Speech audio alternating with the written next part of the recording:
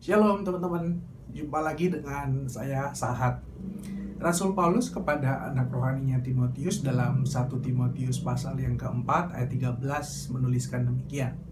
Sementara itu, sampai aku datang, bertekunlah dalam membaca kitab-kitab suci, dalam membangun dan mengajar.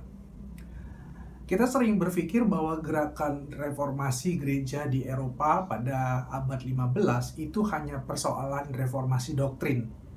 Padahal kalau kita teliti lagi, berbagai pelajaran sejarah reformasi yang pernah kita dengar, hal yang banyak diperjuangkan oleh para reformator adalah berkaitan dengan teologi dan praktek beribadah. Kalau kita pernah mendengar Longer dan Shorter Westminster Catechism, ternyata Dewan Majelis Westminster yang mengeluarkan dokumen tersebut pada tahun 1645 juga mengeluarkan sebuah dokumen yang secara khusus mengatur tata liturgi atau tata beribadah untuk gereja-gereja reform di Inggris, Skotlandia, dan juga Irlandia yang dikenal dengan Directory of Public Worship of God. Dokumen ini memberikan pedoman-pedoman yang menyatukan prinsip-prinsip teologi ibadah gereja reform. Banyak hal yang diatur seperti bagaimana persiapan dan sikap jemaat di dalam ibadah publik, lalu juga aturan mengenai doa sebelum khotbah, dan bahkan juga aturan tentang khotbah itu sendiri, tentang puasa, dan bahkan juga tentang peraturan melaksanakan sakramen baptisan dan juga perjamuan kudus. Nah, satu hal yang menarik perhatian saya adalah aturan mengenai pembacaan kitab suci dalam ibadah publik.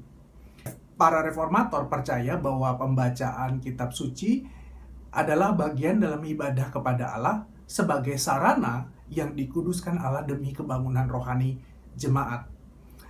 Pada section ini, dokumen ini mengatur bahwa semua kitab perjanjian lama dan perjanjian baru harus dibacakan secara publik dalam bahasa dan terjemahan yang terbaik, dibacakan dengan jelas supaya semua jemaat dapat mendengar dan dapat mengerti.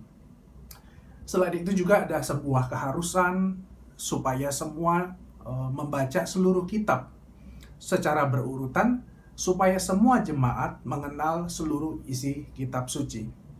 Di samping pembacaan secara publik, bagi jemaat yang bisa membaca, didorong untuk melakukan pembacaan secara pribadi. Nah, mungkin bagi sebagian besar dari kita, bingung apa yang menarik dari aturan ini. Bukankah praktek pembacaan kitab suci juga kita lakukan dalam ibadah kontemporer saat ini? Ya, memang pembacaan kitab suci masih dilakukan banyak gereja. Tapi pertanyaannya berapa banyak? Saya pribadi ketika harus mengkhotbahkan sebuah teks yang panjang, saya terpaksa harus mengkorting pembacaan teks tersebut dengan alasan efisiensi.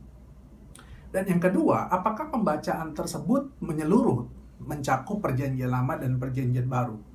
Nampaknya belum banyak gereja atau komunitas Kristen yang melakukan pembacaan yang menyeluruh di dalam ibadah publik mereka. Nah, rekan-rekan, apa pentingnya praktek pembacaan kitab suci, dan yang kedua, berapa penting sebenarnya pembacaan yang menyeluruh itu?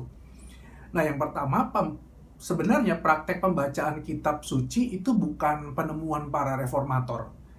Praktek pembacaan kitab suci dalam ibadah publik sebenarnya sudah dilakukan di dalam ibadah-ibadah publik yang dicatat di perjanjian lama maupun perjanjian baru. Dari teks yang saya baca di depan tadi, kita sudah bisa menemukan petunjuknya. Sehingga kita bisa melihat bahwa elemen ini sebenarnya adalah elemen yang diperintahkan Tuhan. Oleh sebab itu, apa yang diperjuangkan para reformator sebenarnya adalah praktek ibadah yang memang diperintahkan oleh kitab suci. Dan yang kedua, berapa penting pembacaan yang menyeluruh, yang mencakup perjanjian lama dan perjanjian baru. Nah, di sini saya setuju dengan apa yang pernah diungkapkan oleh Robert Webber. Webber dalam bukunya Ancient Future Worship mengatakan bahwa worship does God's story. Setiap orang atau kelompok orang tertentu sebenarnya digerakkan oleh sebuah kisah. Kita semua sedang menghidupi satu kisah. Pertanyaannya, apakah kisah itu inline dengan kisah yang paling agung dan yang paling bermakna di dunia ini? Nah, Alkitab sepanjang perjanjian lama sampai ke perjanjian baru adalah kisah Allah. Kisah Allah yang telah menyelamatkan dunia ini melalui karya penebusan Yesus Kristus, dan juga Allah yang saat ini sedang dan akan terus bekerja untuk memulihkan seluruh ciptaan.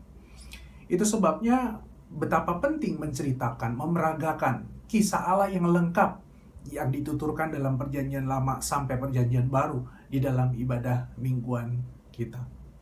Kiranya Tuhan memberkati kita semua, dan sampai jumpa dalam video berikutnya.